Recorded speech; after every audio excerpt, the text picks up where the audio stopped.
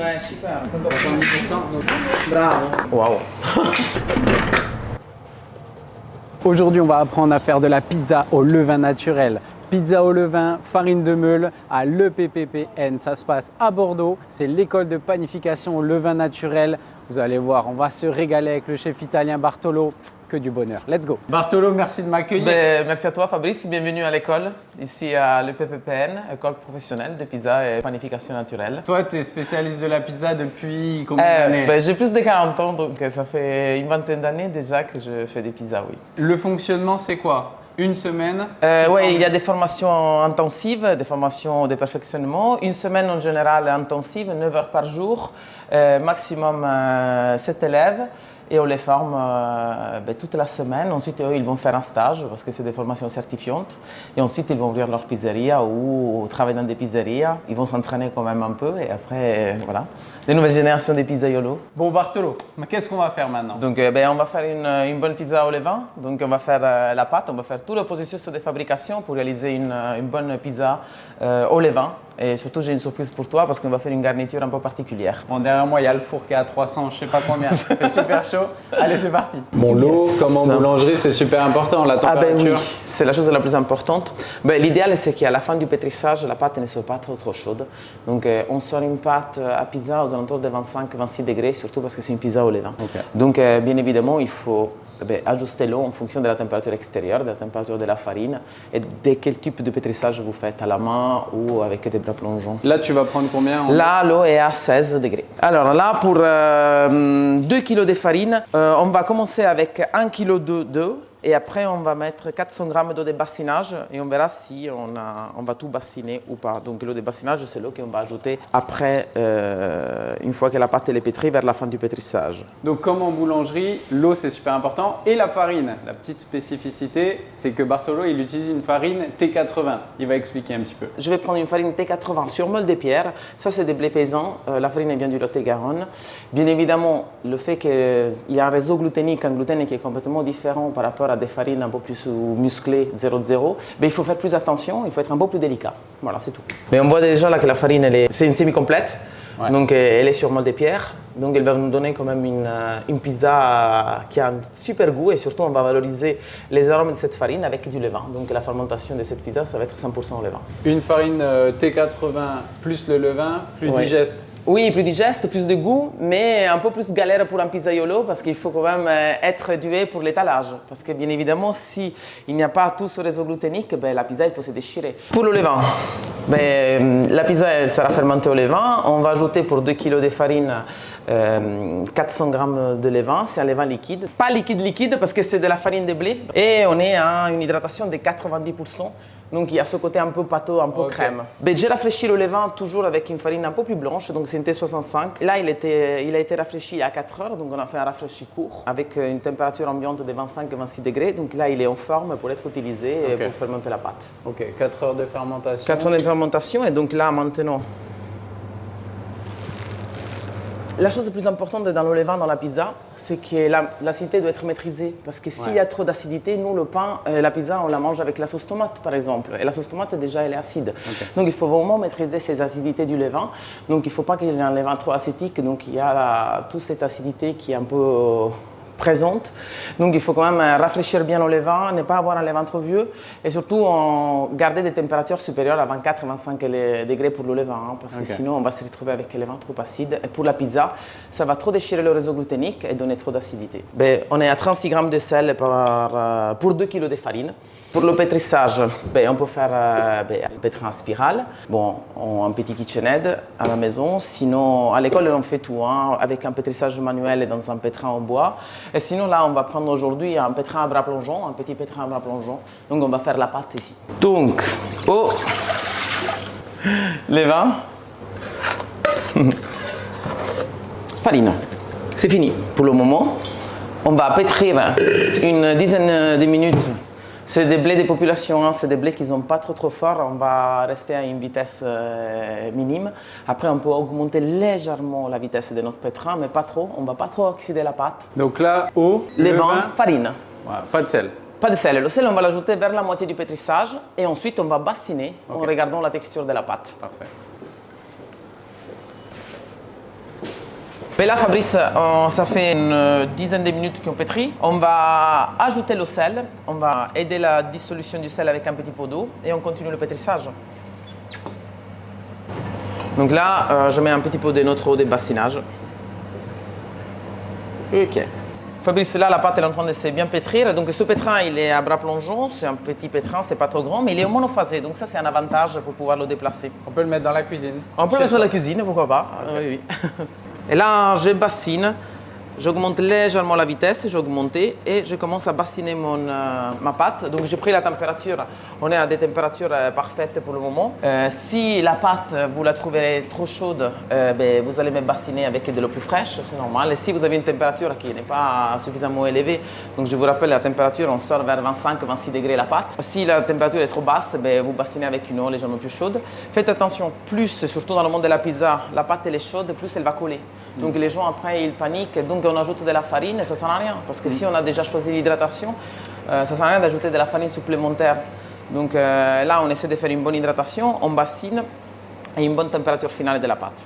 Donc comme vous le voyez, ce pétrin Artofex, là ça va représenter le mouvement des mains du boulanger, des bras. Et ça c'est un pétrin idéal, comme ça il ne va pas trop chauffer la pâte et en plus vous allez garder une couleur bien crème. Voilà, c'est là que de la première vitesse, c'est parfait. Ok, Fabrice, c'est bon. Notre pâte, on a une température aux alentours de 24. Le réseau gluténique, bon, il s'est formé. Ensuite, bon, c'est pas grave, ça c'est des blés quand même qui n'ont pas beaucoup de force. Mais c'est pas grave si votre réseau n'est pas si formé. C'est pas comme la boulangerie, le monde de la pizza, parce qu'on va quand même le structurer dans le pointage. Donc aucun problème. Donc pour qui va faire des pizzas, la chose importante c'est de ne pas trop aller en pétrissage intensif sur ce genre de farine, parce que sinon on va vraiment oxygéner trop la pâte et la oxyder et donc la blanchir trop. Donc l'idée c'est de garder quand même du bon goût de blé et le levain surtout il va nous valoriser tout ça. Donc là on a notre pâte. Pas de farine. Pas de farine, non, je mets un peu d'huile d'olive, Fabrice, non. En pizzeria, moins de farine possible parce que là, sinon on va la manger, la farine, elle va se mélanger. Et l'idée c'est maintenant de la laisser en pointage, mais on va lui donner quand même quelques rabats.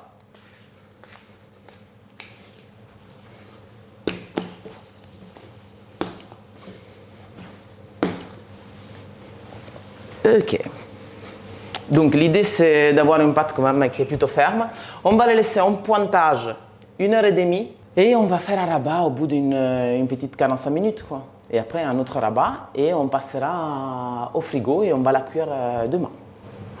Elle a une bonne tenue, hein? Oui. Ça tient bien. Donc je mets juste un bac, je mets toujours un peu d'huile d'olive. C'est le seul moment où j'utilise de l'huile d'olive dans la pâte, hein, quand je vais utiliser soit dans les mains, soit ici. Donc là, maintenant, la pâte elle est là. On va la mettre ici en repos. C'est le pointage, 1h30 et ensuite on va diviser et bouler.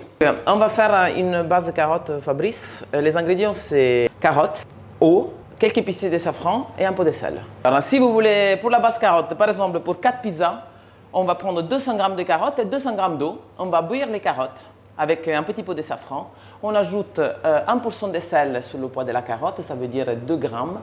Et on va bouillir et on va mixer, c'est tout. Et donc c'est comme un coulis orange avec du safran qu'on va utiliser à la place de la sauce tomate.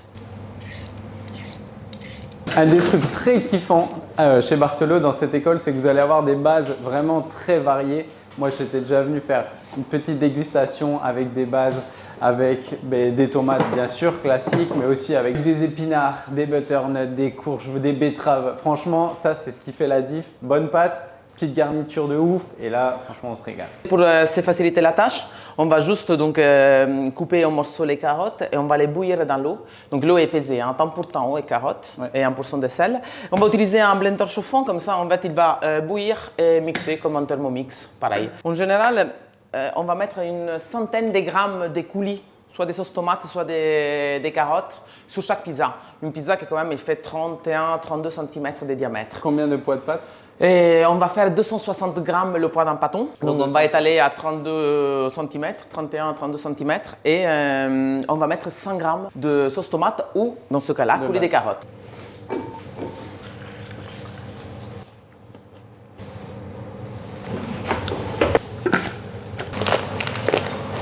On va les écraser.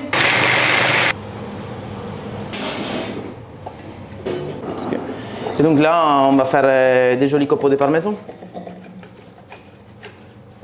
Faire une bonne pizza, c'est surtout les bons ingrédients, je pense. Oui, pas absolument. Beaucoup, mais des pas très beaucoup, bons. mais oui. Surtout qu'on a une tendance en France à mettre trop d'ingrédients. Parfois pour cacher le fait que la pâte n'est pas forcément très maîtrisée. Mais une bonne pizza, c'est vraiment pas trop d'ingrédients, une pâte excellente et c'est tout. Ici, nous avons de mozzarella de bufala, qu'on va ajouter après cuisson.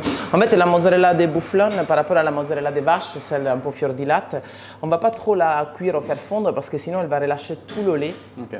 Et surtout, on va perdre un peu l'intérêt de cette mozzarella qui a plus de goût et une texture beaucoup plus fondante que la mozzarella de vache. Le coulis de carottes, il est prêt. Donc ça va être notre base qui va remplacer la sauce tomate. Donc c'est un peu l'intérêt pour les gens qui n'aiment pas forcément l'acidité de la sauce tomate. Proposer une pizza, par exemple, avec le côté sucré de la carotte qui va caraméliser, ça va donner une pizza vraiment très délicate. Donc la pâte s'est détendue, ça fait 45 minutes. Ouais, à température ambiante et on va faire encore 45 minutes après. Donc en fait, il y a un rabat entre les 45 minutes. Juste une chose, si la pâte est suffisamment hydratée, vous ne faites pas des rabats si la pâte n'est pas assez hydratée. C'est normal parce que plus vous faites des rabats, plus vous donnez de la tension et de l'élasticité à la pâte. Et ensuite, vous allez étaler une pizza qui est hyper élastique.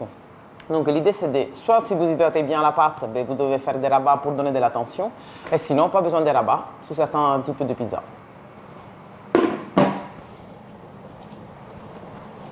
Donc là, nous avons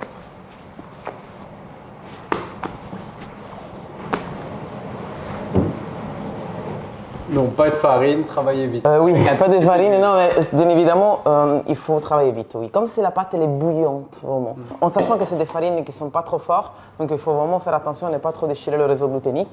Donc là, le rabat il est fait, la pâte elle est en tension, et on va la laisser encore 45 minutes avant de pouvoir la diviser et bouler. Juste un peu de farine de riz et on va ajouter de la semoule extra fine pour étaler notre pâte. Ok. Semoule extra fine, petit peu de farine de riz. Exactement, et c'est parti. Et donc là, c'est notre mélange qui va servir à... Pas de farine surtout. Alors, si, on peut mettre de la farine. Moi, j'aime beaucoup le côté un peu plus croustillant et cette panure qui donne la semoule de blé dur dans les pizzas. Ouais. On le fait aussi dans le pain. Surtout si les pizzaioli vont faire des pizzas importées, ça peut être intéressant d'étaler à la semoule parce qu'en fait, comme ça, il absorbe toute l'humidité du carton. Okay. Quand la pizza commence à refroidir dans le carton, ces grains de semoule, elles peuvent vous absorber un peu d'humidité. Voilà, et un peu de farine de riz, comme ça, pareil. C'est parti pour le boulage. Donc on va renverser la pâte. Donc on va se peser 250 et 260.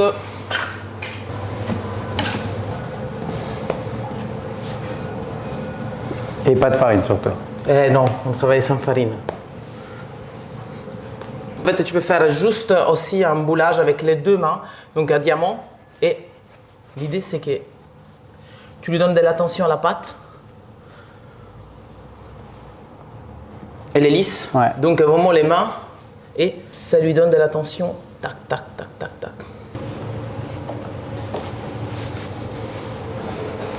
Donc là, ça part la nuit. Donc là, ça part la nuit, on bloque.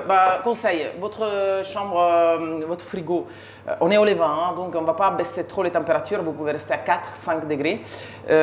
Faites attention, la pâte, elle va s'acidifier. Hein. Pour une pizza, ce n'est pas l'idéal. Donc le lendemain, c'est bien. On va les sortir à température ambiante demain, selon l'aspect des pâtons, entre 1h30 et 2 heures. Et sont prêtes pour être étalées. Donc Bartolo, ça c'est la pâte 18 heures après. Exactement. Tu la sors du frigo? Non, non, elle était à température ambiante. Et juste pour la remettre un peu en température et reterminer en fait la dernière pousse. Ouais. Et faites attention hein, parce qu'en fait, je vous rappelle, c'est des blés qui sont pas très forts, ouais. Donc ils ne résistent pas à les hyperfermentations. Parfois, on voit des pâtons complètement aplatis, etc. Ouais. Mais on peut les étaler celle-là parce qu'en fait, il y a suffisamment de gluten pour tenir. Okay. Une farine T80 sur meule, il faut vraiment maîtriser le moment où on va la étaler, la mettre au four. Parce que si c'est hyperfermenté, c'est vraiment galère pour la étaler. Et tu conseilles une température particulière pour la travailler? Pour la travailler, en fait, si c'était oui, exactement. Si c'était à 4 degrés, le problème est qu'il y a une élasticité beaucoup plus importante. Donc, on la remonte un peu en température 15-16 degrés, c'est super hein, déjà. Okay. Voilà. Après, bien évidemment, si vos pâtons sont déjà très fermentés parce que votre levain il est hyper en forme, parce que vous travaillez avec des températures plus élevées, mieux travailler une pâte froide plutôt qu'hyper fermentée. Okay. Ça, c'est sûr. On va prendre notre première pâte. on va se disposer ici notre montagne et maintenant notre bâton, il est là. Donc, vous avez ici notre semoule. L'idée maintenant, c'est de chasser l'air en utilisant la phalange pour bien réaliser notre corniche. Donc, comme vous voyez ici, l'idée, c'est de réaliser cette jolie corniche dans un côté et on peut faire la même chose de l'autre côté. Soit on tourne et on fait ce côté et on remet après de l'autre côté. Donc l'idée maintenant, c'est vraiment de bien avoir notre pâte pré-étalée pour ensuite l'étaler. Il y a plein de techniques d'étalage. Là, on va avec un étalage classique, facile. Donc c'est un étalage, j'appelle DJ, parce qu'on dirait un DJ. Donc l'idée c'est, regardez, il y a une main qui bloque. Faites attention à ne pas forcément écraser votre corniche. On étire et on tourne légèrement, en sachant que la pâte, elle n'est pas très élastique, elle ne revient pas parce que bon, ce n'est pas des farines fortes. Faites attention juste quand vous étalez à avoir une régularité. Bien évidemment, il y a de la semoule qu'il faut enlever, donc on enlève la farine en excès. Et tu te places à côté. Oui, exactement. C'est clair? Très bien. Donc ça, c'est un premier étalage. Mais si tu veux que tu es là, je te montre un deuxième étalage. Et donc là, pareil, donc on chasse l'air. Vous pouvez aussi croiser les doigts, hein. Il y a plein de techniques. Ici et ici. Et maintenant, il y a la possibilité d'étirer, vous voyez, et tac. Mais délicatement, pardon. Tac, paf, tac, tac, tac, tac. Donc l'idée, c'est d'étaler avec un peu plus de vitesse. Mais faites attention, cet étalage, c'est que pour des farines un peu plus fortes. Hein, ça va. Et après, la pâte, vous allez quand même pouvoir la placer bien. Un joli diamètre, on l'ajuste un peu et c'est parti. Très important le four, donc on va cuire cette pizza dans ce four à gaz. Bien évidemment, faites attention, une flamme si puissante, elle va vous colorer la pâte davantage sans la cuire à l'intérieur.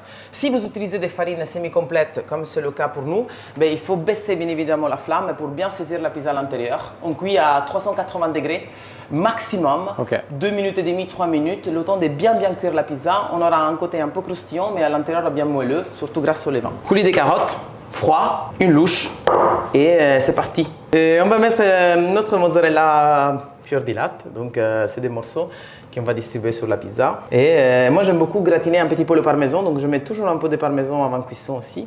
Ok, et c'est parti. La pelle pour enfourner et c'est bon. On ajuste notre pizza. J'ajoute un peu de mozza quand même.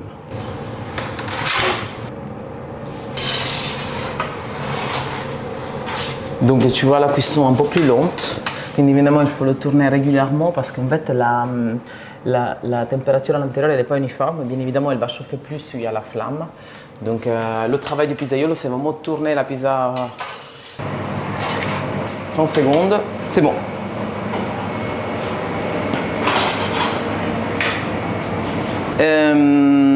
C'est mignon. Alors moi, Fabrice, en général, donc, il faut mettre les ingrédients après cuisson, donc on va mettre de la mozza de bufflone.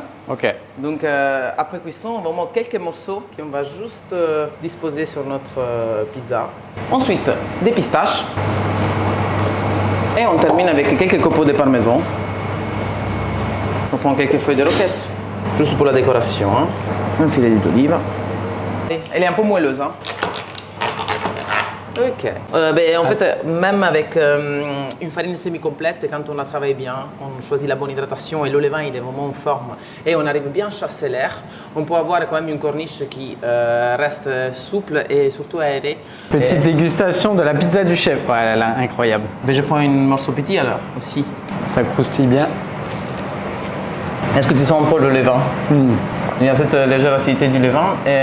C'est intéressant parce qu'avec le levain, on arrive à avoir ce côté un peu croustillant à l'extérieur et très moelleux à l'intérieur. Et quand même un goût qui valorise un peu cette farine. C'est vrai que c'est incomparable avec les pizzas qu'on a l'habitude un petit peu de manger un petit peu partout. Le fait que ça croustille bien, je pense qu'on peut la manger une en entier sans problème. Tu vois, Ah des oui, fois, oui. c'est vite un Ouais, peu écœurant. curatif, oui. Là, la légèreté et tout, c'est exceptionnel. Bon, bah, je pense que c'est à moi de jouer. Hein. Allez, let's go, on va essayer ça. Super. Donc pour ta pizza, Fabrice, donc tu vas réaliser la pizza avec moi. On va baisser encore la température du four pour avoir un côté encore plus croustillant. Ça veut dire que plus la pizza reste dans le four, plus l'eau elle va évaporer, plus bien évidemment la pâte elle va croûter à l'extérieur, de l'extérieur vers l'intérieur. Donc on peut avoir une pâte qui se tient par exemple si vous préférez des pizzas un peu plus croustillantes. Parfait. Et maintenant, elle est trop belle. Est-ce qu'il y a une position spéciale? Oui, ça dépend en fait de comment c'est à des grandes mains ou des petites mains. Bon, il y a beaucoup de pizzaiolos qui préfèrent croiser les doigts. Et en fait, tu dois bien chasser l'air. Trop bien. Ah oui, il faut Génial. bien sentir. Ok. C'est pas évident. Donc tu vois, en fait, tu as chassé toute l'air ici. Comme Ouais. ça, en fait, notre corniche, elle peut être un peu plus gonflée. Je Et là, tourne. si tu veux, tu tournes, ouais, tu fais de l'autre côté. Très bien. Et on peut faire normal comme ça? Oui. Il n'y a pas besoin de faire un Non, truc. oui, tu n'as pas besoin. Bravo. Tu peux encore plus chasser l'air. Ok. Ouais. Parce que sinon, la corniche est trop grande. Celle-là ne bouge pas. Hein. Non, trop bien. Et un conseil, c'est quand tu utilises la main droite, tu peux écarter les doigts juste sous cette main-là. Celle-là, pas celle-là. Ouais, exactement. Trop bien. Comme ça, tu vas plus vite. Et maintenant, tu vas la mettre ici. Voilà. Parfait. Et je la remets de ce sens-là. Exactement. Tu as fait. Voilà, tu l'ajustes un peu. C'est nickel. La mozza fior di latte, tu l'as ici. Trop bien. fleur dilatée. Ouais, tu peux la distribuer. C'est parfait. Faut pas faire un trop, peu trop non de plus. parmesan, comme ça il va gratiner, il va nous donner des amertumes sympas. Et ben là, parfait. La pelle. La pelle, pas trop en bas, assez Non, en haut. Un peu en haut, parfait, bravo. Un On l'a coup élargi sec. un peu, génial, super. Parfait. Hop. Et bien là, 2-3 minutes de cuisson. et Pourquoi on a deux pelles? Ben, Question parce que- incroyable. Oui, parce Pourquoi que ils ont cette mis pelle, deux elle est pelles? indispensable parce que déjà elle est plus épaisse et pour défourner et surtout tourner les pizzas. Ah. Et en fait, ça, tu peux pas tourner les pizzas. Ça, Ouais. c'est juste pour la mettre au four. Ok. Et tu sors les pizzas aussi avec cette pelle-là. Ok, C'est la la pelle pour petite. défourner. Ok. Indispensable d'avoir deux pelles. Waouh.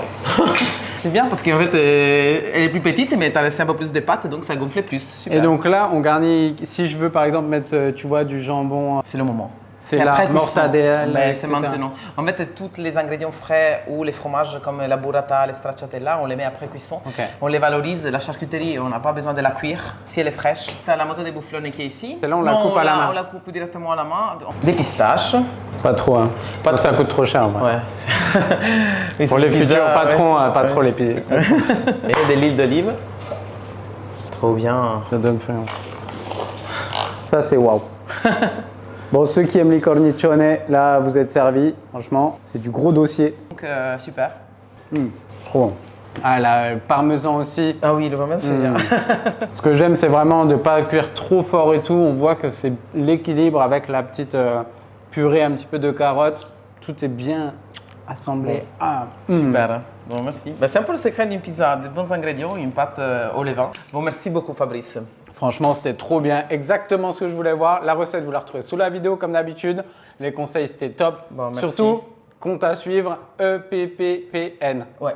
À Bordeaux. Bon, je magnifique. t'attends, de toute façon, on est à Bordeaux, je t'attends quand tu veux. Hein. Tu es Ah bienvenu ouais. ici. Là, je vais tu veux venir faire passer des une super. semaine. Regarde les pizzas que tu fais, là, c'est super. Faites Bravo, ouvrir hein. un petit food truck. Hein. Bon, merci Bartolo. Merci. Ciao. Ciao.